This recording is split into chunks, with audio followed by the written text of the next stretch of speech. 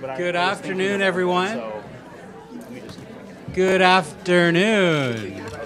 Welcome to Friday the 13th. You're in the right place. My name is Ian McQuaig, and I'm President of Development Executives Roundtable.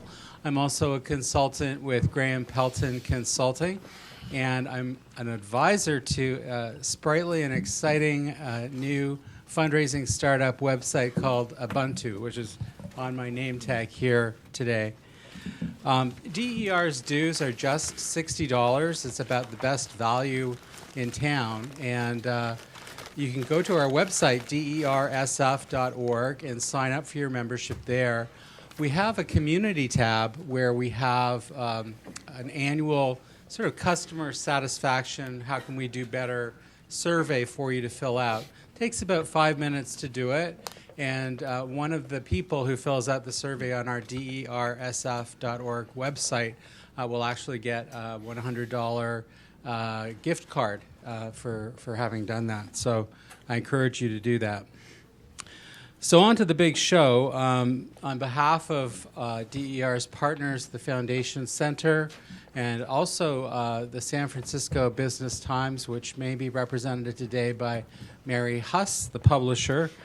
Welcome to our annual corporate panel, Philanthropy and Iconic Brands. Right in the back, you may notice that we're being streamed live on live stream right now. And this session will eventually be posted on YouTube for people to enjoy back at the office. So today's distinguished panel is drawn from the annual list of corporate donors prepared by the San Francisco Business Times, and in consultation with Janet and back and forth, a panel is put together, and that's what we have with us today. So I was planning to introduce Mary Huss, the publisher of San Francisco Business Times, but instead it's my great pleasure to introduce to you someone I've known for over 15 years, who's held various positions in the Foundation Center, always with increased authority. And her name is Janet Camarena. Janet, you may have some difficulty seeing her today because her new title involves Transparency Initiatives. So please join me in welcoming Janet Camarena, our moderator, who will introduce our distinguished panelists. Thank you.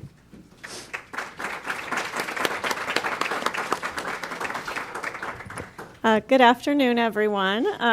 As Ian said, I have a new title inside Foundation Center, Director for Transparency Initiatives, and I can't think of a better way for philanthropy to be transparent than panels like this, where you get to hear directly from foundations and corporations about their philanthropy, how they're approaching it, and what difference it makes in the world. Before I go into great detail in today's program, I'd like to begin by giving a special thanks to our event partners. Organizing programs like this requires a team effort, so I just want to acknowledge and thank both our partners, the San Francisco Business Times and the Development Executives Roundtable, for making this annual event possible.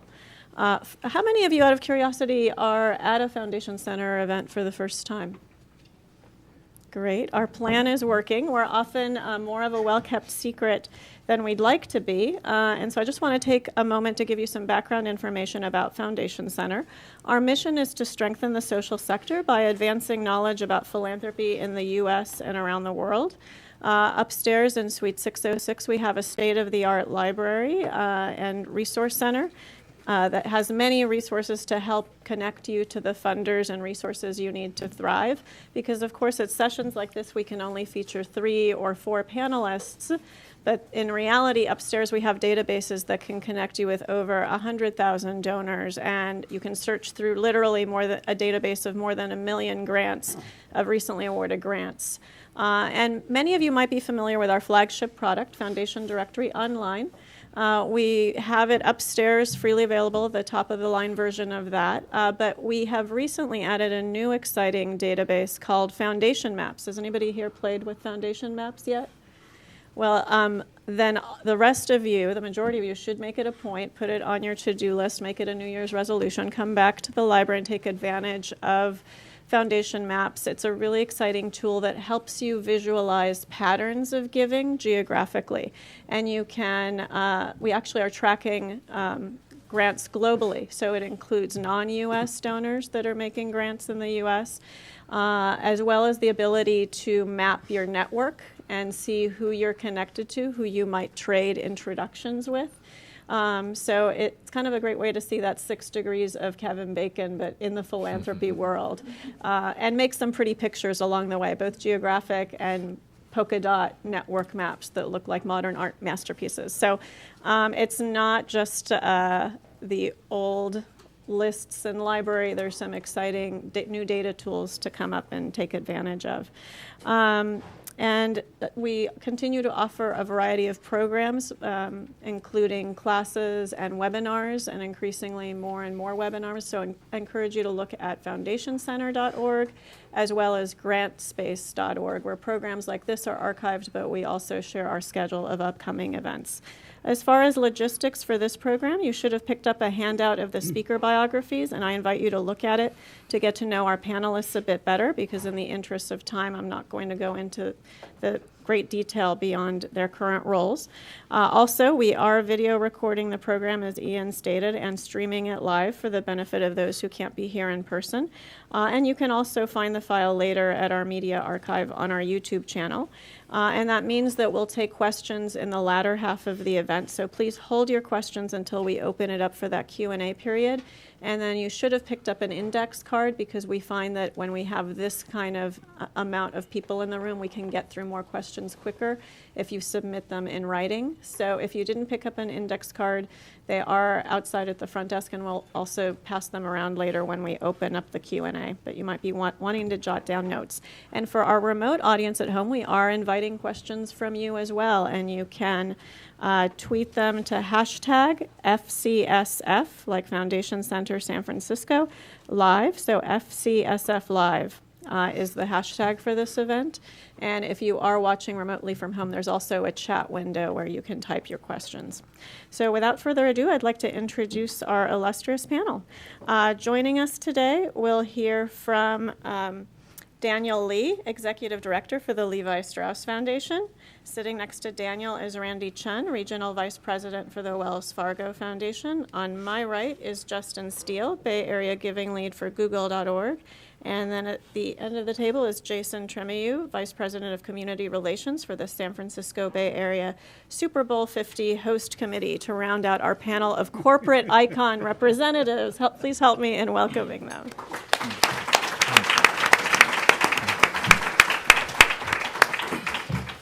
So since our focus today is on iconic brands, my opening question is to simply provide an overview of your corporate giving strategy in the context of your brands. How would you define your brand, what role it plays, and how your philanthropic strategy has shaped and evolved over time? And as the program description outlined for this event, we have a nice mix of legacy institutions and newer brands, from the gold rush to the tech boom. So please also reflect on how your history or origin stories influence philanthropic culture and directions. And I think, Daniel, I'm going to pick on you first, because Levi Strauss, it doesn't get much more historic, right, and legacy in this town than Levi Strauss. So I think that's a good place to begin if we look at the timeline. All right, thanks, Janet. I'm really honored to be on this panel with a group of folks I respect and institutions that I respect very deeply. Excited to hear the discussion. For Levi Strauss and Company, it all starts with someone named Levi Strauss. He himself actually was a migrant. He escaped religious persecution, originally settled in New York, but came to the Bay Area at the age of 24 in 1853, at the height of the gold rush. And the spirit of his innovation and his philanthropy really guides everything we do today. And where the innovation started was the fact that the gold miners that were mining for ore and gold and silver in the foothills of California had a problem. Many of them would carry ore samples in their back pockets, and as they walked down to the purveyor's office, they would rip because the seams would break. And the innovation that Levi Strauss created that set everything in motion was sewing a copper rivet into the places of strain, turning that into a place of strength. And there's a 2-horse patch of 2 horses pulling apart a pair of Levi's that you might have seen if you look at your pair of Levi's, and it's arguably the first sustainable product, if you will, and the first green advertising. Okay. And maybe the first B2B, right? Perhaps that too. And when he passed away, the local paper in the U.S., here in the Bay Area, the epitaph or the obituary read, Levi Strauss, merchant and philanthropist. Soon after starting the business, he gave a donation of $100, equivalent to $100 that time, to a local orphanage. He endowed scholarships at the University of California, Berkeley. I think there were 26 of them, and half of them were designated for women, which at the time was really, cutting edge. He also had quite a footprint in San Francisco. The part of his fingerprints are Golden Gate Park and helping with the building of that. So a century-plus legacy of the. It was first called the riveted overall, and in popular parlance was seen as the blue jean after that around the 60s. Levi's is a symbol of cultural change. It was the uniform of people in doing voter registration drives during the civil rights movement of all races. There are iconic photos, if you will, of the fall of the Berlin Wall, and most of those folks are wearing Levi's if you look carefully at the tags. And so what does that mean to take that spirit into our work? We are a values-driven company. I want to say 3 things. And our values are originality, empathy, integrity, and courage. And these are all linked to how we show up in business, how we show up in the marketplace as well as the community. Empathy is really key. We focus on the most marginalized and aren't afraid, even if it's in the face of stigma. And courage means taking courageous stances, which we can talk about later. Second thing is, I like to say in my line of work, you know a pioneer when you see it. So the grantees that we have, we like to really build them as social pioneers. And the pioneer spirit is one that cuts against the grain, that is fearless in the face of change, that are first movers. And finally, when you have a company that's 162 years old, I think I'm looking at your notes, we're 1 year younger than Wells Fargo. You have the imprimatur to get in early on social issues of the day and stay the course. So we focused on HIV since before it even had a name, and it was an employee issue. And senior leaders in our company responded. And 33 years later, we're still funding, and $60 million later, still funding pioneers at the forefront of that response. Around worker rights and worker well-being, there's always been a focus from the business on the needs of workers. And finally, social justice is an area. We're not sort of a chase the trends, shift strategies every 3 years, but more of iterate and stay the course. Thanks. Thanks, Daniel. And Randy, I'm picturing the stagecoach, which in and of itself evokes history. So take your pick of mics. Wells Fargo is a legacy brick and mortar institution, 163 years old. I think we're the longest existing same type of business in the United States. And we've always been a member of the community, starting from our founder, Henry Wells. If you walk through our buildings, throughout the buildings, there are Henry Wells quotes in my office, and basically it's saying that we need to be part of the community because our business will only be as healthy as the health of our community, and philanthropy is just one way to do that. And I've been with the bank almost 30 years now, and I can't remember a time when that quote from Henry Wells was not at least told to me once in that year or constantly repeated, that we really need to be a part of the community where we do business in. It's very locally driven. I think it's not a secret that philanthropy has been a very large part of the Wells Fargo team member goals. And I'll just give you some examples so that you're just not hearing it from Randy Chun. When I first started with the Wells Fargo Foundation in 1994, we were giving away about $30 million. But now, 20 years later, we're in the neighborhood of $300 million. In fact, in 2007, we made a commitment to give away $1 billion in 10 years.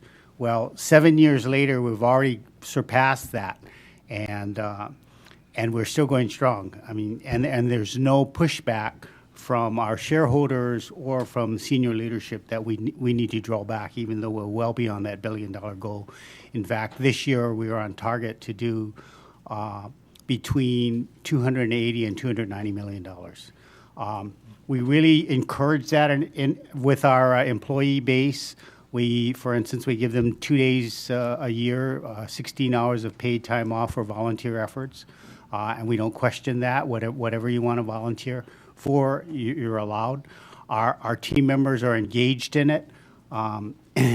Last year, they committed close to $100 million, $97 million committed by our team members to nonprofit organizations in the community, and that's a trend for the team member network. That's about a 10% year-over-year growth, and I don't think that'll continue, because then you're going to be surpassing what the Wells Fargo Foundation gives. In fact, we were very honored again this year that the United Way named us for the 6th straight year the largest or number one workplace giving campaign in the United States among corporate philanthropists. And that's our philosophy. We want to be a member in the community. We give what we can. It's very locally driven, so there's no really national strategy. It's what's important in the location where you're at.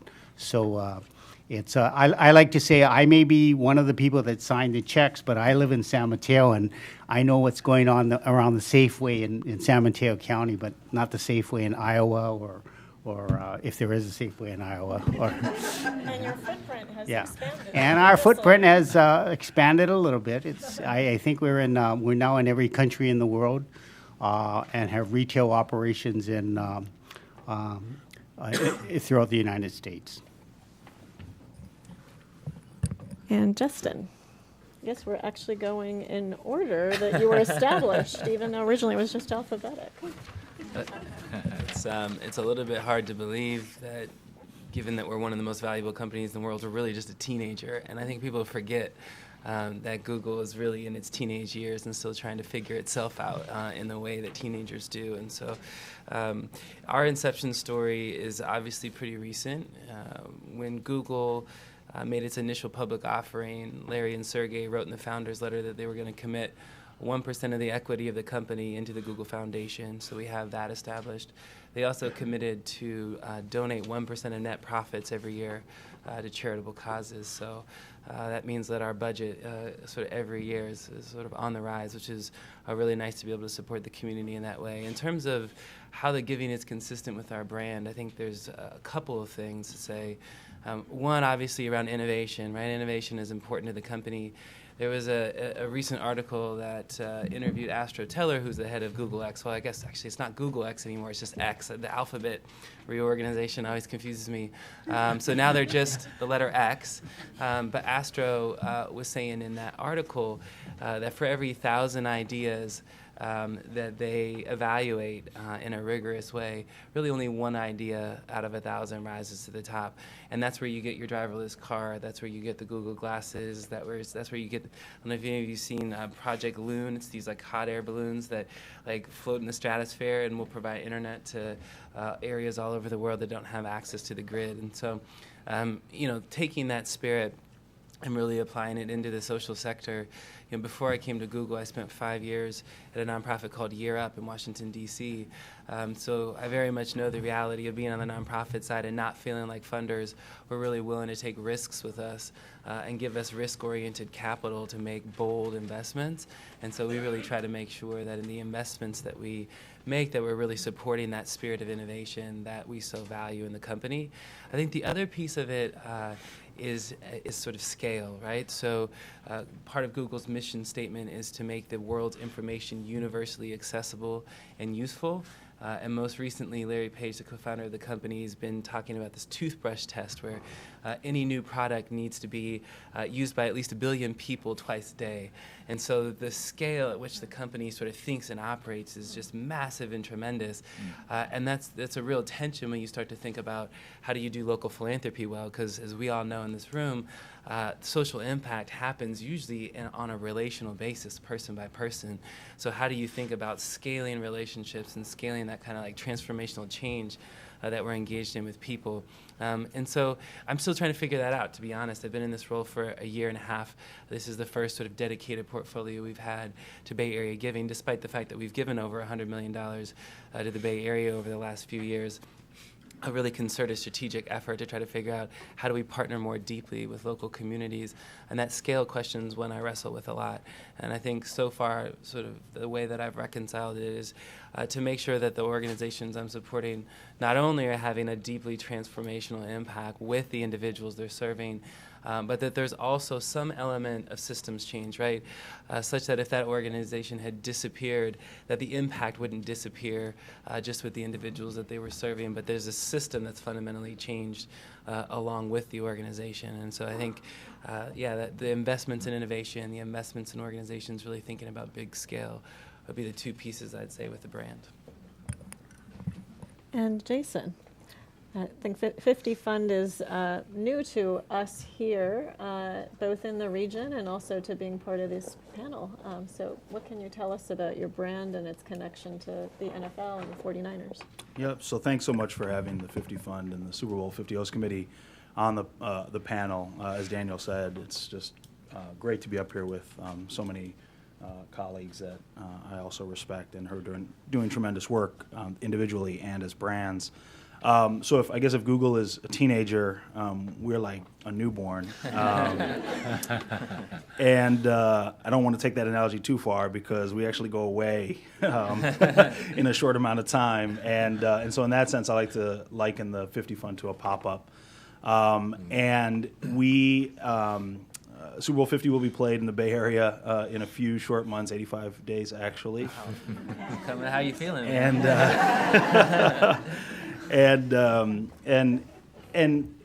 if you don't know our story briefly, the San Francisco Bay Area region last hosted a Super Bowl 30 years ago. The Super Bowl was played at Stanford.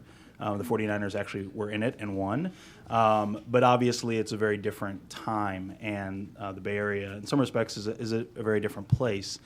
And so when we bid, now almost 3 years ago, among other cities to host Super Bowl 50, it was a small cohort of folks, and one of them was Daniel Lurie, who you may know is the founder of Tipping Point Community. When Daniel was asked about leading this effort to bid for not just any Super Bowl, but Super Bowl 50, a big deal, he said, "I'll do this if it's going to be about community." And so we actually baked that into our business model. So we are a privately financed organization. The host committee, I won't go into a lot of detail about the distinctions between the host committee and the 50 Fund. Suffice to say, they're actually two separate organizations, neither of which is actually connected legally to the NFL or to the 49ers. So we have, in some respects, our own independence to do some amazing things. But the business model was that the host committee, the organization I actually work for, that 25% of all the sponsorships, the corporate sponsorships that we're out selling, some of our partners are actually here on this stage, that 25% of those sponsorship dollars would go into the 50 Fund. And the 50 Fund has no staff, so I also kind of serve in all capacities on the 50 Fund, from IT to executive director to grant maker to coffee getter. I'm for sure myself. that sounds familiar to many people.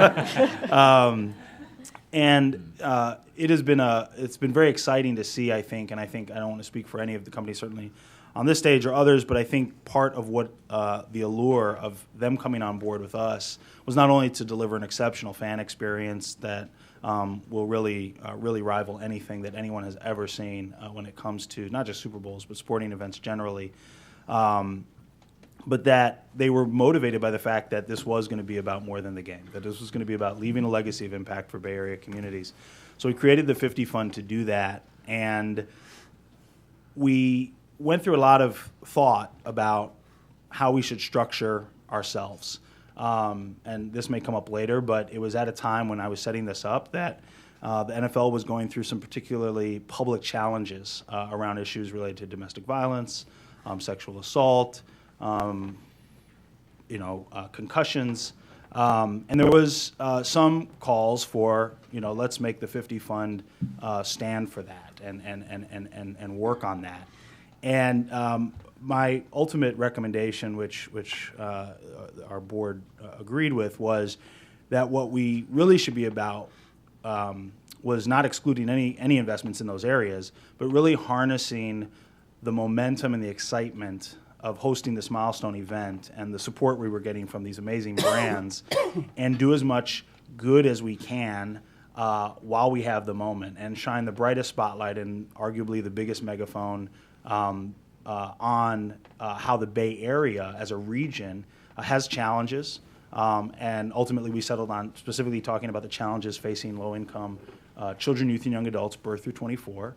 But how every day organizations like yours are stepping up to the plate, responding to those challenges in innovative ways. And so we designed our grant-making programs around how to bring resources to those efforts, but frankly, to try to also lift up those organizations so they could be more visible with the stage that we have. And I think ultimately, we have set a goal to be the most giving Super Bowl ever.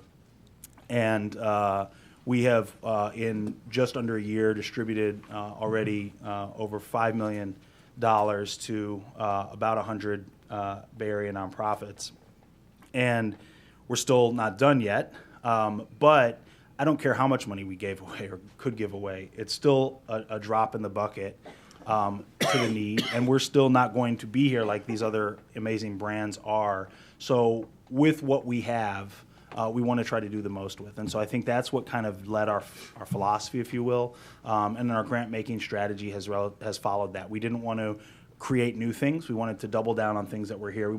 We left our framing broadly so that the community could tell us what was working, why it was working, and what these different investments that we would make through the different grant programs we have, how that would take it to a new level of scale. So it's been a fun ride so far. So thanks for that establishing shot from all of you. As companies evolve their giving strategies, they often develop signature programs that serve to better align business, brand, and philanthropic goals. Have any of you developed what you consider to be a signature program? And if so, can you talk a little bit about how it differs from the rest of your philanthropic strategy?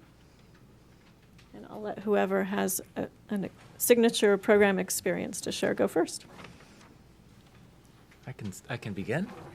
Our signature program is actually our hometown strategy here in the Bay Area. It was around 5 years ago that the Levi Strauss Foundation looked back. We're around 60 years old, and looked back at reinvigorating our work in our hometown in San Francisco. It was around 2009, and we started a one-year discovery process, looking back on 60 years of giving. Which was not an easy year for me. It was a brutal year where there were funders that were pulling out of the social justice sector. It was the height of the economic crisis. And as we looked at what resonated over the last 60 years, we've donated in areas of youth development, HIV, other areas of health, education, economic development, asset building. But it was the social justice field that really stood out. The Bay Area is not just a cradle of innovation and technology; it's also a cradle of innovation in justice. So we thought, what is an impact that we can make for a foundation of our size? And we have donated $300 million in our 60-year history, and which is 1 year of the Wells Fargo amount. So that's just a take on scale. And 2/3 of our grant making is outside of the U.S., which reflects the Levi Strauss & Company business footprint. But by asking social justice leaders, we listened for currents, and we realized, all of us go to a lot of banquets, and you notice there's a lot of changing of the guards in a lot of nonprofits, and in many cases, boomers who had started organizations passing on the reins to folks who are considered next gen. And we came upon a group of folks who were taking the helm of really bedrock civil rights organizations here in the Bay Area, and decided to work for 5 years with 5 of these next-gen leaders who had a sense of urgency and realized if we just copy-paste the strategies that were passed down to us, we're not going to meet the promise of advancing justice, and especially with the changes that were coming down the pike, and especially looking at technology and the tools of the day, the need to collaborate in fundamentally different ways. In some cases, it might be one approach or a siloed issue that they might be looking at, or the organization could even be chasing one legal case for 14 years, as the signature strategy. The need to really bring some kink to collaboration, if you will. So Pioneers in Justice is a 5-year initiative working with leaders of 5 organizations, the Asian Law Caucus, Asian Americans Advancing Justice, Asian Law Caucus, that's their new name, the Chinese for Affirmative Action, and their leaders actually on the Super Bowl committee, which is great, the ACLU of Northern California, National Center for Lesbian Rights, and the Lawyers Committee for Civil Rights.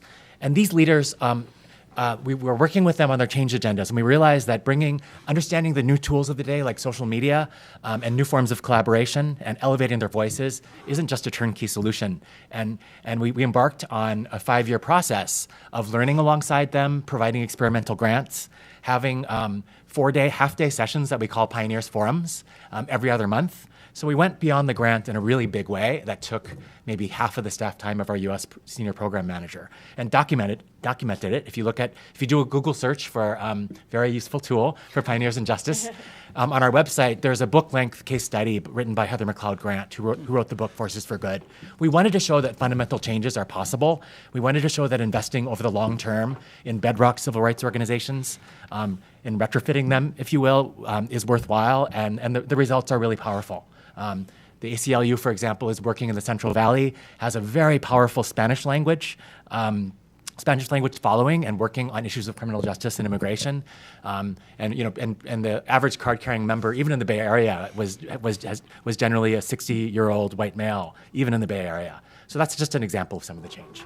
And it sounds like one of the key differences then between a signature program and your traditional grant making is the depth you're going into with these 5. You're making deep investments over time, whereas traditional corporate philanthropy is much more diffuse, right? Yes, I think it was one going big by going deep with a small number of folks, and we realized, okay, what's the trade-off of investing over 5 years in 5 organizations? We asked those folks to be emblematic of the sea change that's happening in civil rights and social justice, to be voices of what we call social justice 2.0.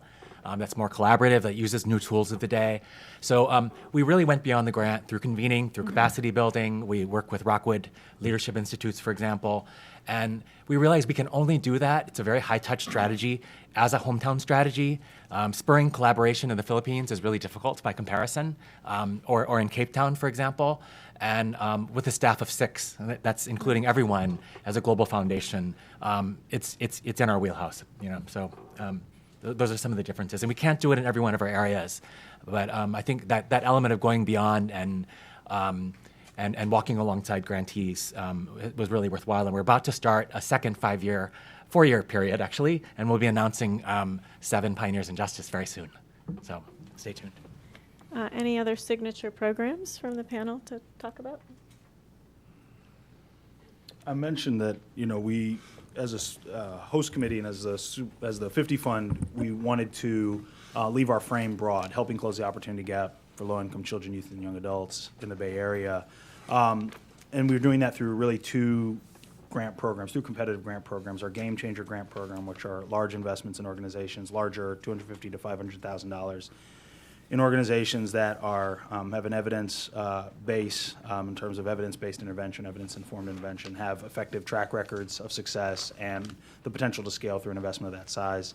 And we've made 5 grants in that program to date. Our Playmaker program is much more of a community-based program, $10,000 grants, very specific projects, discrete projects, and the celebration of an individual affiliated with the organization that we can take inspiration from. So those are very open. We didn't specify it needed to be working with homeless youth or it needed to be working with early childhood education. But as we thought about how to galvanize support, greater support for lifting up issues that could be important for us as a region to take on and think about, and again, importantly, where there was existing infrastructure and strength that we could help expand. I went back to a conversation I'd had in 2010, or actually a conference I was at, where I learned, I'm the child of two educators, elementary school teacher and a college professor, but I learned that, almost 90% of low-income kids in this country reach third grade and are not proficient readers. And we know that there are many challenges that impact them in their future academic success, but that's one of the leading predictors. And so I heard about this thing called the Campaign for Grade Level Reading that started in 2010, was a 10-year campaign to double the number of kids reading at grade level by 2020. It's run out of the Annie Casey Foundation. And their leader, Ralph Smith, was someone who I had heard speak at that conference. And so as I was thinking about how we might shape a signature initiative, I reached out to Ralph and I said, well, what do you think if we made early literacy a focus of Super Bowl 50? Suffice to say, I think he was pretty happy. And long story short is we launched through a collaborative effort with the Campaign for Grade Level Reading, and most importantly with the Bay Area organizations and communities that are affiliated with that campaign.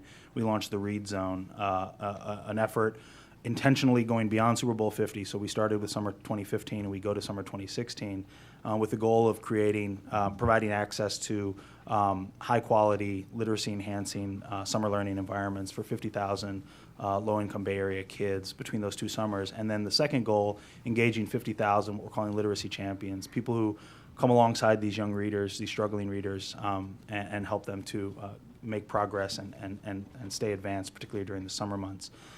So the distinction there is we did do some grant making, but we did it more in partnership with the Campaign for Grade Level Reading because there was an existing strength and body of work, if you will, here that had been ongoing. And we saw Super Bowl 50 as the perfect opportunity to kind of supercharge efforts here in the Bay Area. Ultimately, we've set a very bold goal that we won't as an institution be around to see, but we've said that as a result of our collective efforts, by 2020, the Bay Area will lead the country with the highest percentage of low-income kids reading at grade level by the end of third grade.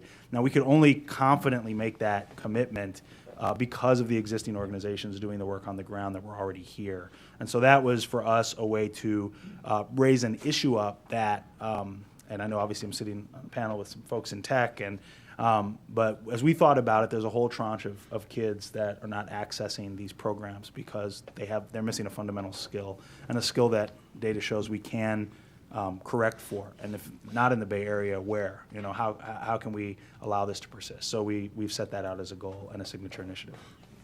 Yes, it almost seems like 50 Fund is in and of itself a signature program in all these different ways.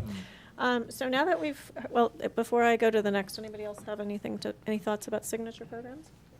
All right, so now that we've heard about the big picture connection between your brand and corporate giving strategy, can each of you please go into greater detail on the types of programs and organizations you support, even beyond the signature programs for you that have them?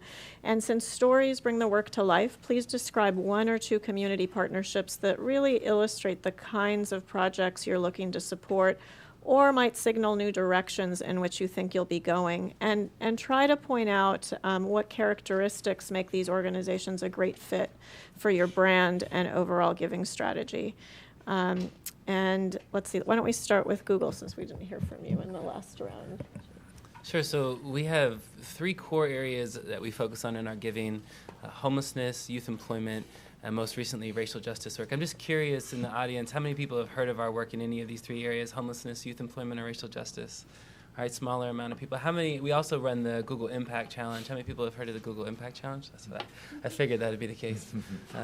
So as you can imagine, the Google Impact Challenge is a very marketing-heavy initiative where we do a ton of outreach, and the difference there is that it's an open call. Any nonprofit can apply. That's actually a challenge that we run in regions all over the world, so that's not just a Bay Area thing. We are running one in Germany right now. We just closed one out in France. And they actually don't necessarily repeat every year in a region. So we've had one 2 years in a row here in the Bay Area, but that doesn't necessarily mean we'll have another one next year. So that's that program. The core giving, though, so that's a $5 million investment. We actually invest $11 million in these other three areas, and fewer people have heard about it because we don't have open calls there. It's actually more of a relational focused development process where we get to know organizations in each of those spaces, and I do the best job I can as a one-person team to get out into the community and really meet all of you and understand who's doing good work in those areas. But quickly, I'll just say, around homelessness, to my point earlier around sort of both innovation and scale, one example there is the Hamilton Family Center. We gave Hamilton Family Center a $1 million grant last year to partner with the San Francisco Unified School District, and they're one of the first homeless service agencies ever in the country to have a formal partnership with the school district to really identify kids whose families may be experiencing homelessness or in danger of becoming homeless. So incredible direct service work, but also a really good systems leverage. And I was extremely excited today to see that Mayor Lee actually announced $5 million of additional funding for homeless families in San Francisco, specifically to support that partnership with SFUSD. So an example of an incredible direct service program proving out a point and getting public sector systems to really start to shape and evolve around those innovative ideas. In the area of youth employment, we really focus on organizations serving 16 to 24-year-olds, creating career pathways and access to opportunity, not just in tech, but across the sectors. One example of that, we did support Year Up, who I used to work for, but through the Tipping Point, actually. So Tipping Point runs their T-Lab. It's like an R&D, research and development sort of arm of the organization that does design-based thinking experiments. And so we supported a project through them to help them figure out whether there's promise in digital, like blended learning approaches. And then most recently, our racial justice work. So we didn't announce that until just like a week ago, so that's brand new to the world, but we've been working on that for 4 or 5 months. One example there, we actually partner with the Ella Baker Center in Oakland. Patrice Cullors, who's the co-founder of Black Lives Matter, is actually a fellow, the director of Truth and Reinvestment Campaign at Ella Baker Center, and has established the Mobile Justice California app with the ACLU, and is just doing incredible work throughout California, mobilizing communities to use that app to reduce police violence in communities. So that's an example of our racial justice work. Thanks. And Randy, I'm going to turn to you next. Okay. And I'm going to take a little thunder away from Janet because this is a question that she was going to give it to us in a couple of minutes, but we're going to run out of time. So I did want to address one of our programs because it was in response to the mortgage meltdown crisis. Many of you probably remember that. But it's now morphing into more of an issue for us of helping try to solve the affordable housing issues, crisis in the Bay Area. And I'm noticing that most of you here are in the Bay Area, so I'm going to just kind of focus on what our Bay Area programs are like, although they extend nationally. So what we did was we created a program called the LIFT program. Have anybody heard of Neighborhood LIFT? Yeah, great. Okay, and what this program was is we funded it with $278 million. And what we did was we collaborated with local nonprofits. For instance, in the Bay Area, we collaborated with the local affiliate of neighborhood housing and some faith-based organizations to set up sessions. For instance, we had 3-day sessions at the Oakland Convention Center where we invited the public to attend as long as you registered. And we saw several thousand people. And in those sessions, we went through home ownership, what they needed to do to repair their credit, credit counseling. These were done by the nonprofits. For instance, the Unity Housing or credit unions did the counseling on that. And we were there to walk them through the mortgage process. And if they wanted to move forward in an effort to purchase a home, or at that point, we were authorizing $228 million in a down payment assistance. So what it was, and you didn't have to borrow the money from us. We're just, if you qualified and wanted to move forward with a home purchase, for instance, in this Bay Area, you qualified for $30,000. So it was $25,000 to $30,000, depending on what region you're in. And this has been wildly successful for us. We've helped over 10,000 homeowners either save their homes or purchase a new home.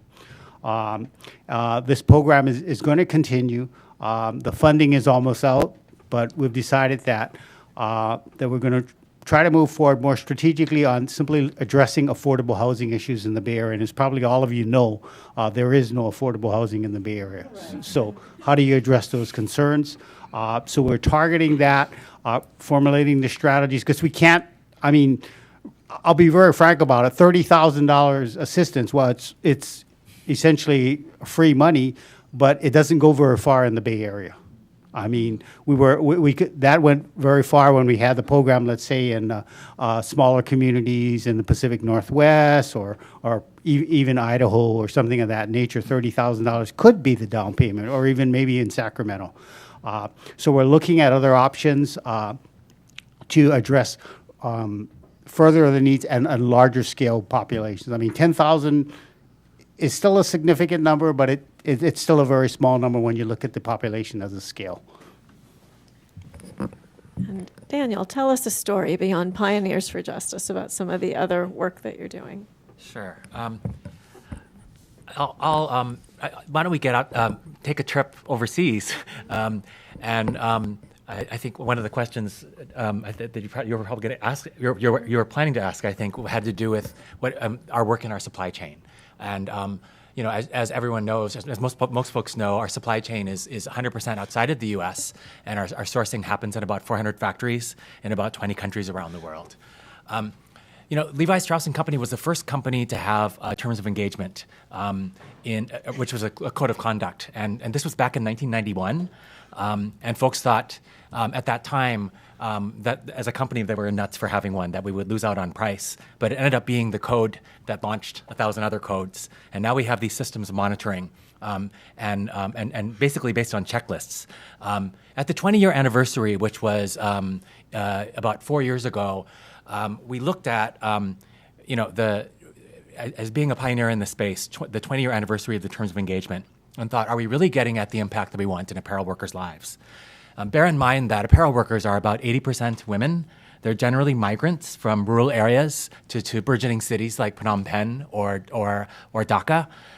They're often entering wage labor for the first time. And they have very limited knowledge of what it means to adjust to cities, financial literacy, how to calculate their paychecks. We had a portfolio of grants that we rolled out from around 1990 to 2005 that probably reached around that we call our worker rights and worker well-being grants, and these reached about 1 million workers on key needs related to health, to financial literacy, sometimes sustainable environments, and it's a very interesting thing to look at the terms of engagement as being a partial success at codes of conduct, still leading to endemic problems in the industry. On the other hand, these worker rights and well-being grants were a partial success because many of them were rolled out in our factories, within factories in our supply chain. And if you ask how many of these were sustained after our funding left, guess. Pretty much zero. So at the 20-year anniversary of the terms of engagement, looking at these two areas, which could be seen as successes and could be seen as pioneering, we realized we needed to raise the bar, and we adopted a new standard that we call improving worker well-being. Now we're calling upon, we know what's good for workers is good for business. It's a very simple tenet. If you invest in workers' health beyond, for example, it leads to better retention, better productivity, et cetera. We're now working with our key vendors throughout our supply chain and making worker well-being a way of doing business and requiring our vendors to roll out well-being initiatives, to have them data-driven based on worker needs and not based on projection. We're working with them on building the management systems so that they own these, and finally seeing the social and the business benefit of these. We commissioned a return on investment study, which shows that for every $1 put into factory-based reproductive health work, it results in $3 of return. And just very briefly, the ROI is quite simple. These are young women, age 18 to 25, that are primarily those who comprise the workforce.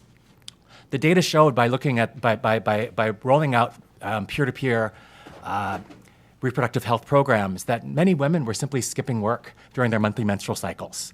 And in some of these places, there's 10% turnover per month.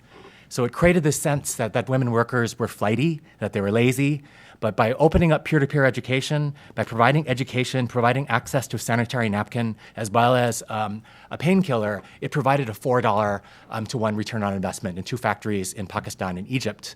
615 workdays gained, and beyond that, a pure education effect where people were practicing and sharing about family planning and reproductive health in their communities, and created a much better environment between workers and managers. So we have a long ways to go, but we're working. This is now a requirement for all of our vendors, and we're going to reach 80% of our vendor base, 140,000 workers, and it's going to take a lot of cultural change, but it's the right thing to do. And how about at 50 Fund? Can you give us some stories that bring to life the work that you're doing in the community? Yeah, so it's been, I shared my enthusiasm for this role and at the beginning, and I smile thinking about the different stories that I get to hear. As I've worked in the Bay Area nonprofit philanthropic sector for the last 12 years, and had a decent sense of a few particular parts of the Bay Area in terms of nonprofits that I have worked with over the years or known, but. Our Playmaker program, which we've made 50 or pledged to make 50 grants, $10,000 each. We announce a new grantee every Tuesday. It has just the whole intent of it was to shine a spotlight on these organizations and these individuals that they would nominate, these individual Playmakers. So each organization applies, again, broad frame. It just has to be a specific project that $10,000 could fund, and we can be the whole source of the funding, or we need to either be the whole source or the last source coming in, and it has to be done within 90 days of the grant. And the stories that have come out, first of all, of the people that have been nominated, and if you go to our website and you see our Playmaker program, these videos are there. Now that we have like 38, it would take you a while to watch all of them, but you might want to just scroll through a couple. Before I even get to the one story of one of them, I just think the other aspect of this is we produce a video for each of these organizations that they, of course, can use, and they have the B-roll. But the video is being produced by a company called Baycat, and some of you may know Baycat, social enterprise that employs at-risk youth in video production, professional video production services. So there's actually kind of a story within a story for us here. They're a vendor. They're not a grantee. They're a vendor. They competed for that contract, and so it's been. They've had a unique vantage point on these organizations being able to tell their story. So they've produced exceptional work for us. But there's so many, and I think if you look, there's actually, there are many different types of interventions, but really touched by, gosh, it's hard for me to pick. It's like picking your child, like one of your favorite children. If I had to, if I had to pick one that stands out, we have funded some arts organizations, youth arts organizations, and Los Senzontles, a tremendous organization in the East Bay that's been doing Mexican cultural arts with young people. It stands out for any number of reasons, but the way the video came out, the production quality of the art that they're producing, these young people telling their stories that some of them they're having to connect with as young people because they were born here, but they're connecting through family and through learning to their roots, and then being able to tell those stories. And we're really excited that some of these organizations like Los Senzontles are working to bring actually into our Super Bowl city, which will be a 9-day free to the public fan experience on Embarcadero at the foot of Market Street, and we will have the chance to bring some of that youth voice performance, and so it's great to be able to work with these organizations as grantees, but also be able to showcase them when it comes time to celebrating Super Bowl. So the next question actually has already started to be addressed by some of you, but since brand, reputation, and image are tied to public perception, which is often informed by current events, can each of you talk about the challenges and opportunities this brings about when the news is not all positive? With the various companies we have here, there's some specifics I had for you, some of which you've already addressed. So Levi, Strauss, Daniel, you just talked about supply chain issues and workers' rights and ongoing struggles for fashion and retail brands. Randy at Wells Fargo, you've already talked about the housing and mortgage meltdown and how that put banking lending practices front and center in terms of both news and public scrutiny, and how that informed some of your philanthropic strategy. And 50 Fund, again, you mentioned at the top high-profile players, and the 49ers and NFL have been involved in very visible domestic violence incidents and related news coverage. And then Google, almost daily, there are headlines pertaining to tech prosperity and its relation to widening income inequality, and also the lack of gender and ethnic diversity. So these are all complex social issues, and I know you've started to talk about them, but I just want to give you the opportunity to elaborate further, because they present each of you with opportunities for increased community engagement. So how are your philanthropic strategies rising to the occasion around these respective challenges? And I think since we haven't heard from Google yet on your tough issue, we'll start with you. Yeah, I mean, one of the first things that I did when I started in this job, I mean, I'm an engineer by background, so thank you, Jason, I appreciate it. A little bit more water. Let me take a sip before. This is video recorded, right? No pressure. One of the first things I did, in addition to getting out in the community, there's no substitute for talking to the leaders who are leading on this every single day, but also just, Google has responded data. So I did a bunch of fusion tables in Google Maps and started mapping the data and really telling the story. And I don't have to tell any of you all, I mean, the inequality in this region is higher than anywhere in the country. It's growing faster than anywhere in the country. I live in Oakland.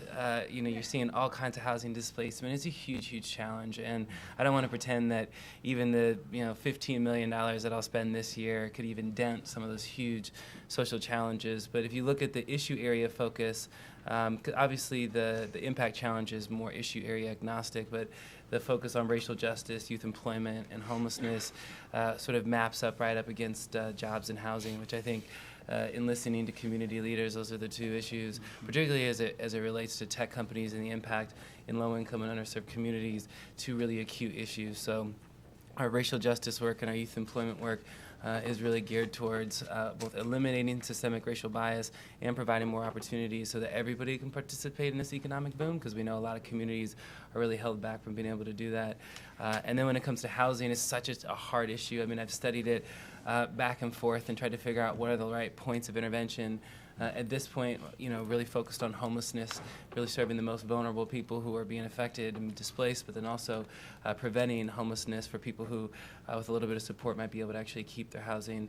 And then my policy team is working on all kinds of more systemic issues, because we know housing is a real policy challenge in this region. So there's other people at Google who are super smart and hard at work. I know our Treasury Department is actually investing in affordable housing projects, so there's things happening, but I think particularly on the housing front, the long-term solution really needs to be policy-oriented, and all of us as citizens really need to step up there. And so, but yeah, that's how it's informed my giving.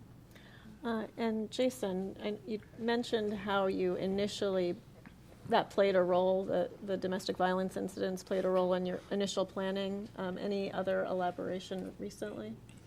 I mean, for us, and we'll be judged, fairly soon here as we come to the conclusion of the 50 Fund. I will say, we recently released impact.50fund.org, where you can actually see where all our grants have gone. So I think one of our commitments was to be transparent about where we were making investments, and you can actually, we have an interactive map. It's probably not as cool as the foundation centers, but you can do different things to show where both beneficiaries are and where the grants have gone in terms of where the organizations are headquartered, which actually bring me to the issue that I think we deal more with. But I think, we wrestled with this a lot, but at the end of the day, given the short-term nature of what we were doing, we felt strongly, and I feel strongly, that we've taken the right course in not in any way precluding organizations from who are addressing these issues to apply and actually receive funding. I think of, for example, Global Girl Media, one of our Playmaker grantees, who their whole mission and work is to help young women find their voice as journalists and learn about how to report out on the things that they experience in terms of, and then give them a platform to do that. We didn't set out and say we're looking for, organizations funding young women to do certain things, but we actually have ended up funding a number of organizations that have an explicit goal, if not in the entirety of the organization, in a significant effort to focus on young women within that range, girls and young women within that range. So it is happening, I would say, organically, without us being explicit. And again, I think there's trade-offs either way, but that's the choice we made. The issue that we've probably dealt the most with is just the fact that we are a regional funder, and obviously my colleagues here are as well.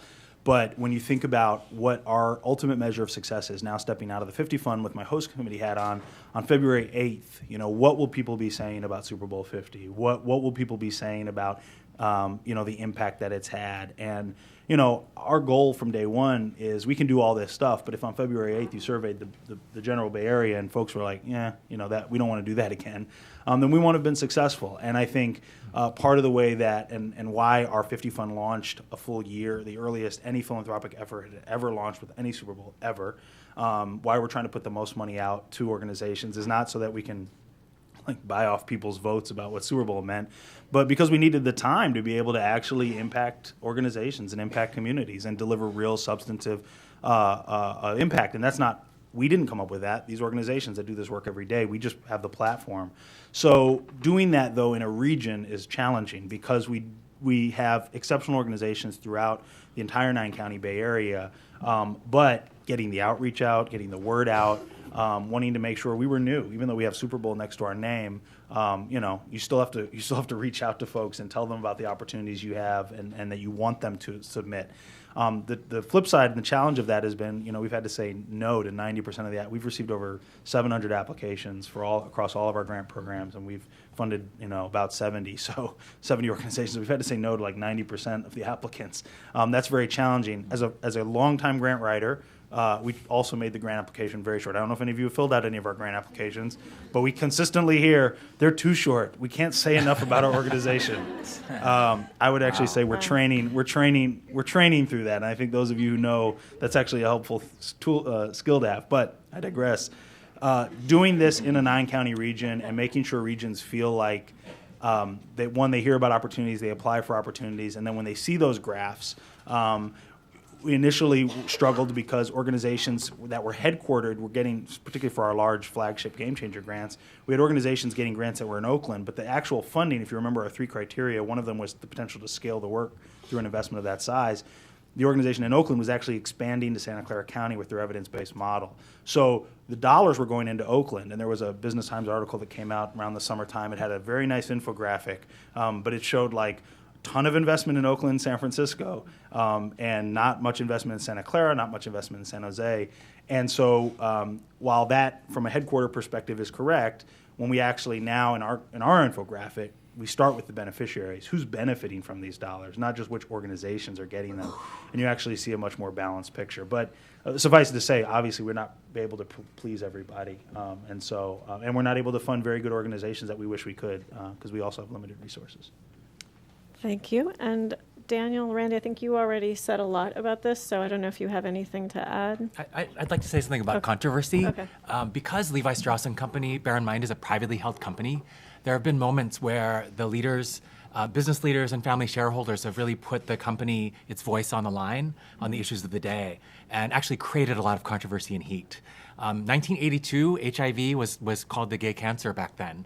And it was a mysterious but deadly illness that was affecting our employees at Levi's Plaza, which is just a mile from here.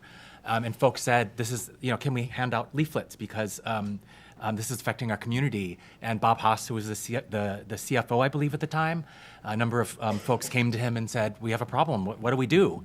And the answer was immediate. We will not only allow them to hand out these leaflets, but Bob Haas and other top leaders joined them, shoulder to shoulder. And there was so much stigma at that time. And throughout time, time, think the Levi Strauss Foundation was one of the first corporations to fund the AIDS crisis. It was the first grant, actually, a year later to the Kaposi Sarcoma Clinic. Bob Haas called Sandra Hernandez, who was the head of DPH at the time, the Department of Public Health, and actually folks who were good at logistics provided assistance because they needed help in getting supplies and other needed things out in the community. So.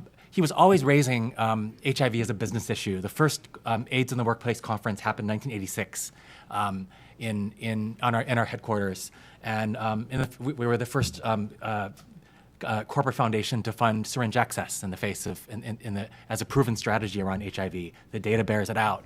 On LGBT issues, Levi Strauss & Company was the first company in 1992 to provide domestic partner benefits. And also in 92, got front page headlines in the New York Times and bags of hate mail for discontinuing employee matching gifts to the Boy Scouts because of their discriminatory policy on the basis of religious belief and sexual orientation. Got bags of hate mail for it. But the company stood ground, was the first alongside Google to file amicus briefs around marriage equality, but we really believe in staying the course. And I'm the biggest Serena Williams fan in the world. And Billie Jean King said to her, and she's having this late career resurgence, the pressure is a privilege.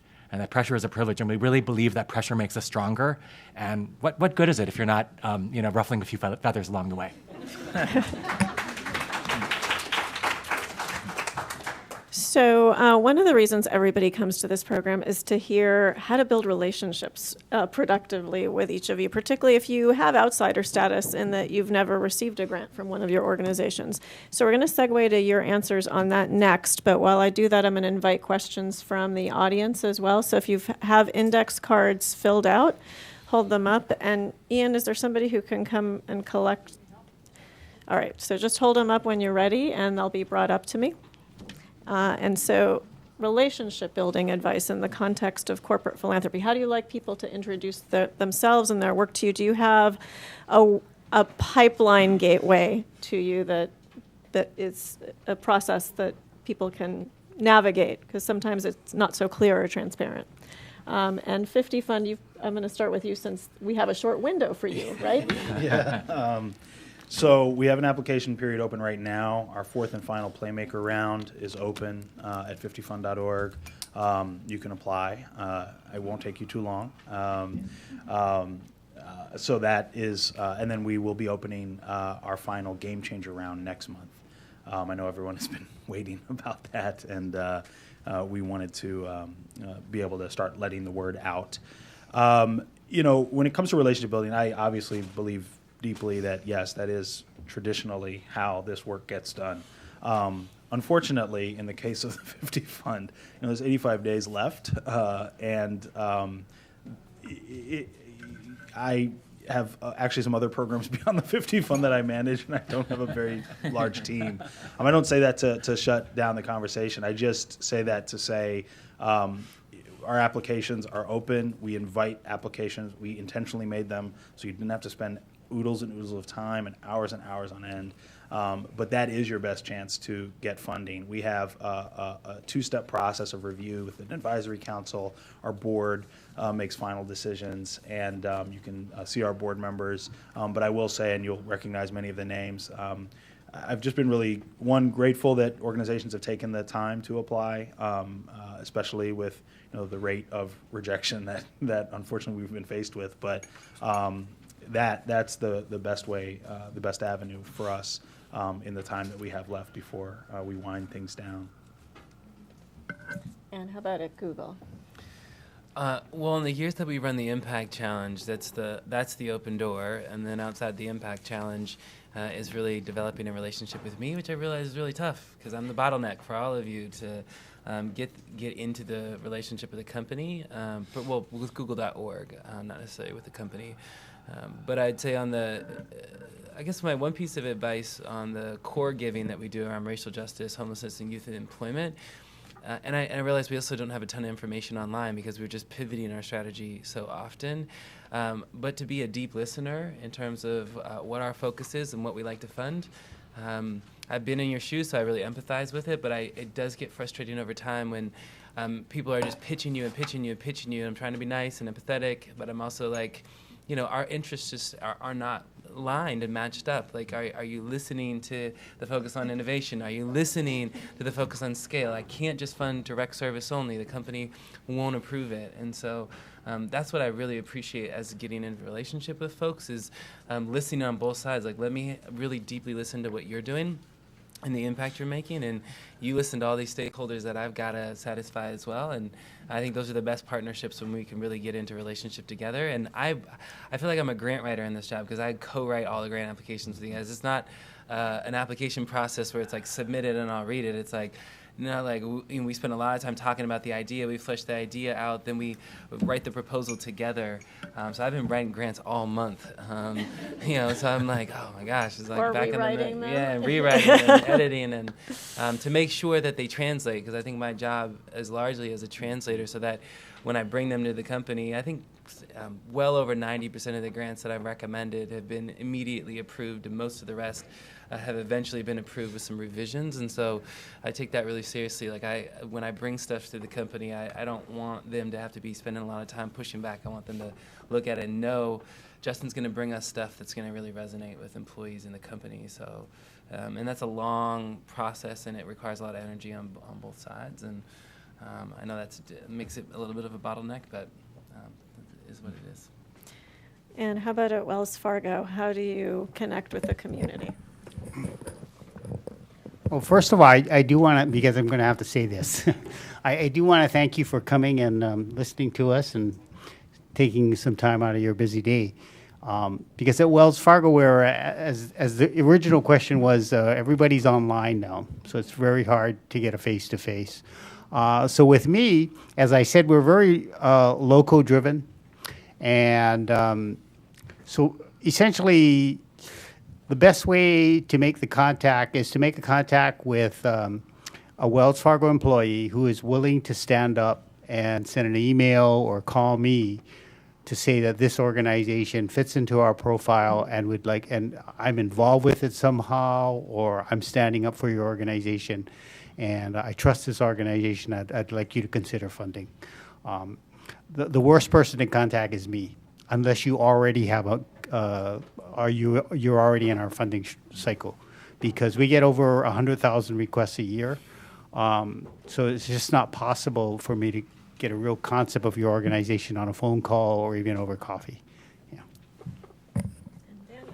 So our guidelines are posted, and at the end of the day, we're not the type of funder that has the reach of pretty much all of the other peers I have here.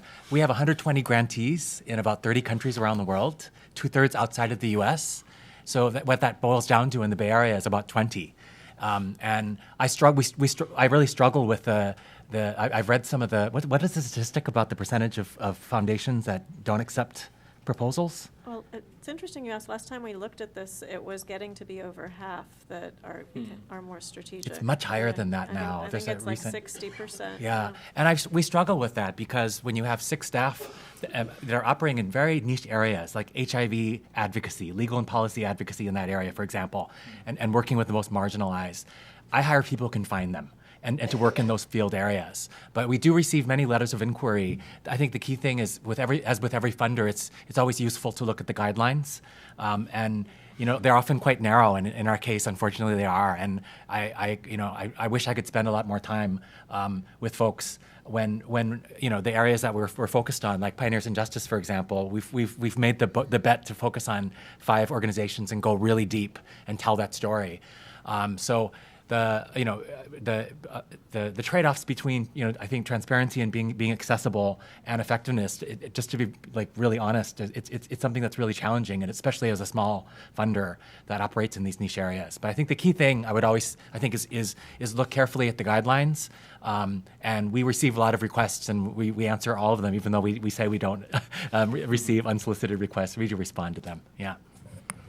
Well, our first audience question is for Google. How is philanthropy structured in alphabet companies? Yeah, well, I just kind of found out the last couple of weeks because we were in limbo while Alphabet was being reorganized. I think so we were originally reporting into David Drummond, who was the head of legal and policy, and then moved up into Alphabet. So he's one of the few Alphabet execs. So we were literally still reporting to him, technically in Alphabet, but kind of waiting to see where we'd land. We are now reporting in through our policy and legal divisions within the company Google. So we're still attached to Google. And so, will Alphabet, it might be too soon, but do you know if Alphabet will then develop its own philanthropic strategy that will be distinct from? I think TBD. I mean, most of the companies in Alphabet outside of Google lose a lot of money right now. So I don't think there's a lot of money outside of the core Google company to fund philanthropy. And that, I think, part of the benefit of Google.org staying with Google is that's where really the cash is being made and is available to invest in communities. Got it. We received kind of a cute question with a smiley face, but it's also an important question, and that's, will any of you join our board? But, assuming that dance card is full, if you could each talk about how, if there's a process for communicating board opportunities to your wider staff. And we'll stay with Google since you have now such a big footprint in San Francisco. Yeah, I should just quickly say, Google.org just does the philanthropic giving, but the Googlers Give team at Google is incredible, and they have a whole board matching program. They do all of the volunteering. They do the gift matching, so we match up to $6,000 per employee for gifts. We do. And actually, that addresses a future question. Okay. So, as you each respond, if you could also include whether you do matching gifts. So we do matching gifts. We do dollars for doers. So if a Google employee comes and volunteers with you, we'll donate $10 per hour. So make sure you're on the Google employees who come and volunteer with you to do that, because oftentimes they forget and they don't do it, and then you don't get your money. So we have those programs in place. They're managed by folks outside the company or outside of Google.org. And yeah, I mean, it sounds like a theme among all of us is that we're very lightly staffed. I mean, oftentimes people think that these corporate foundations have tons of people. I mean, Google.org as a whole has 13 people. That's for like $80 million of giving all over the globe. And I'm the only person in the Bay Area. So you can imagine it's a huge job with tremendous scope, and you've only got one person doing it. So it's really hard to commit to like high, cost opportunities like sitting on boards and things like that. Right. And so how about at Wells Fargo? Because there's you're global as well. Yeah, we absolutely encourage our team members to be leaders in the community, and one of them is to be on nonprofit boards. So we're always on the lookout for opportunities to match our team members to your board. The best way is, this is where you're going to contact me. Just send me your board responsibility document. It's that simple. And what we do is we post it and see if anybody's interested. So please format it in a manner where, think of 300,000 employees and having maybe 10, 15 seconds to look at each post. So it needs to jump out at them, something that they want to join. And for our giving to organizations where we have team members on the board, I can tell you now, I've never turned down a grant request from an organization where we have somebody involved with your organization. And how about matching gifts? Our matching gifts are limited to educational matching gifts. So I think we do 10,000. We match 10,000 for each employee. And does Levi Strauss encourage its employees broadly outside of the foundation to also do boards? And do you get involved in that in any way? Yes, we not at the board level, but around volunteerism. We have 1,300 employees. They're incredibly active in the community. Many of them do end up serving on boards, and love to talk to folks about that process. What was the other question? The matching gifts. Matching gifts, yes, and it is a really great way to get engaged with folks in the corporate community. And we do have a Dollars for Doers program as well as a matching gifts program, and it's a great way, I think, for folks sweat equity to have a really great benefit on local organizations. And this seems like a kind of interesting note to end on this question. It seems that you all started working in business or other sectors before becoming involved in corporate philanthropy. What drove you to your current position, and what advice would you give to other young professionals interested in a corporate philanthropy career?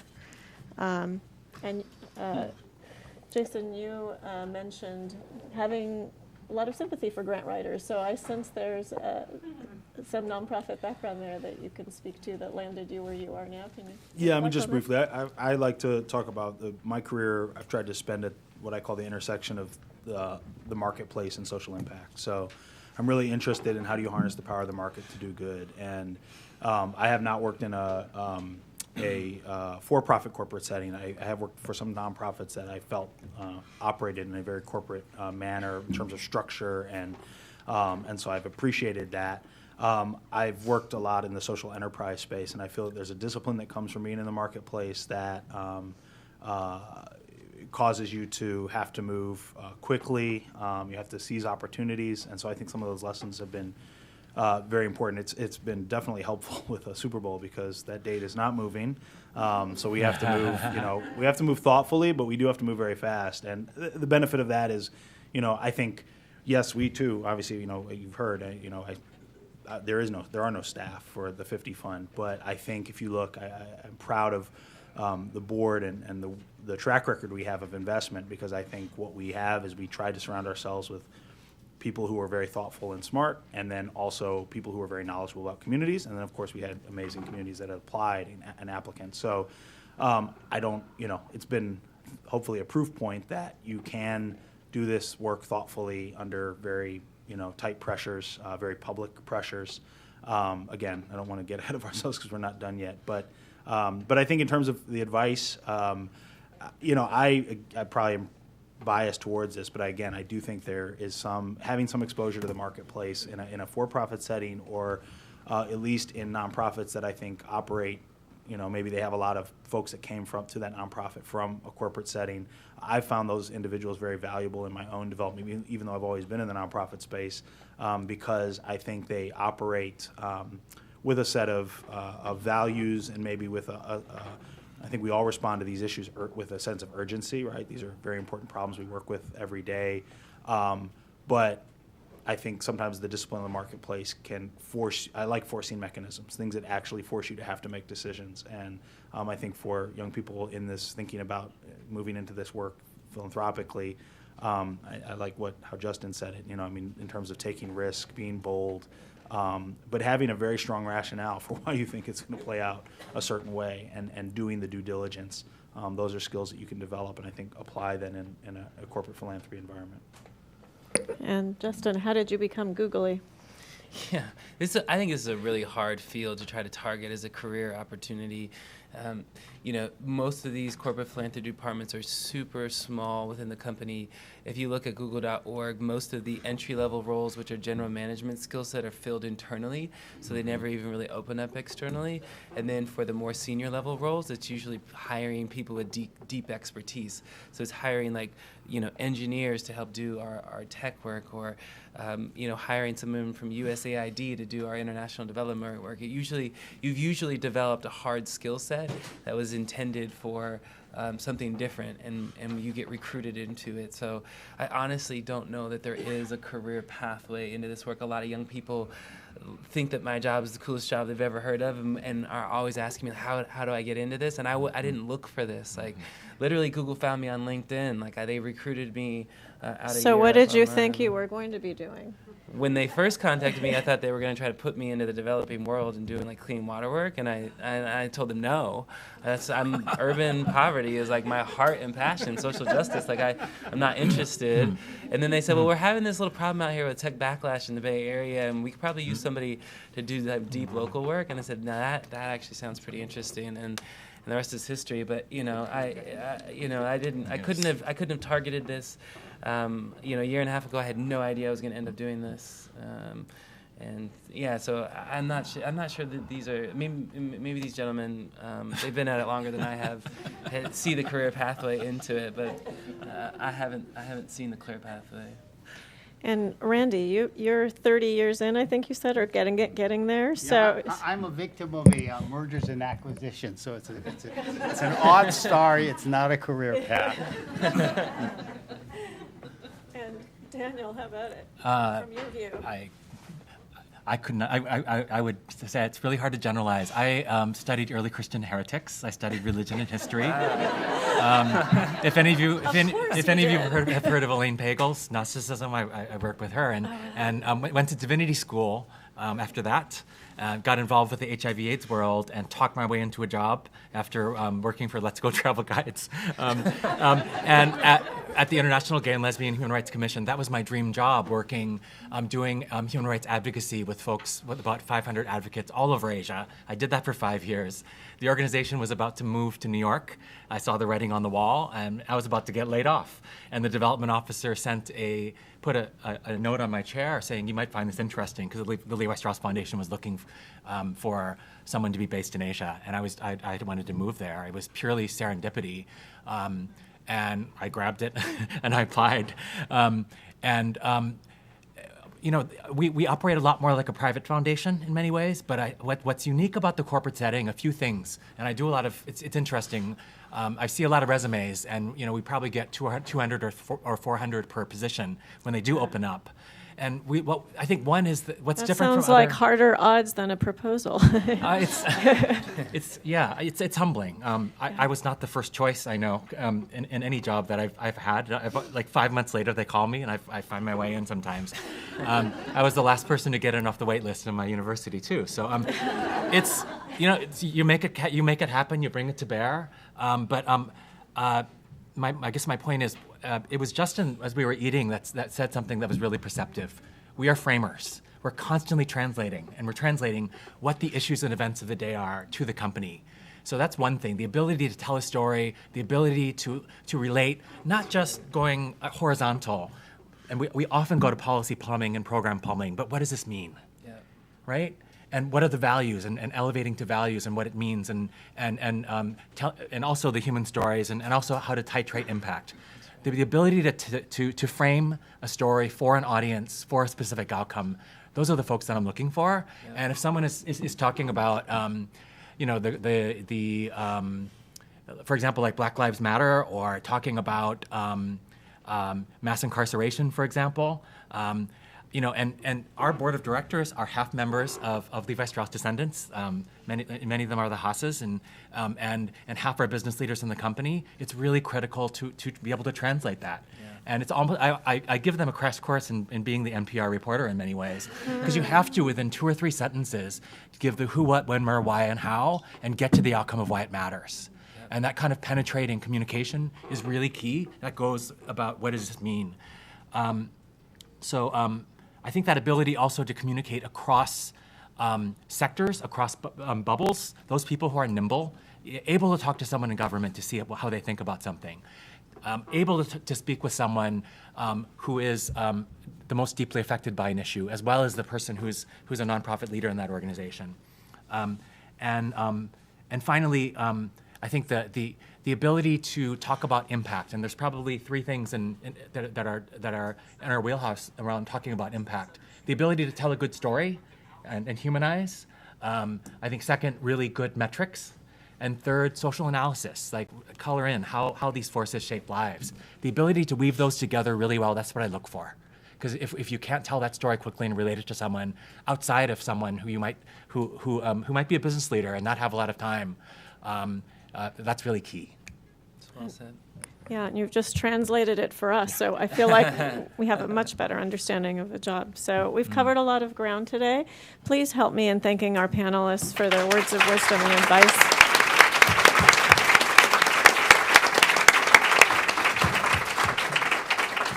And let the meet and greet begin. I know a lot of you wait to come up and introduce yourselves, so.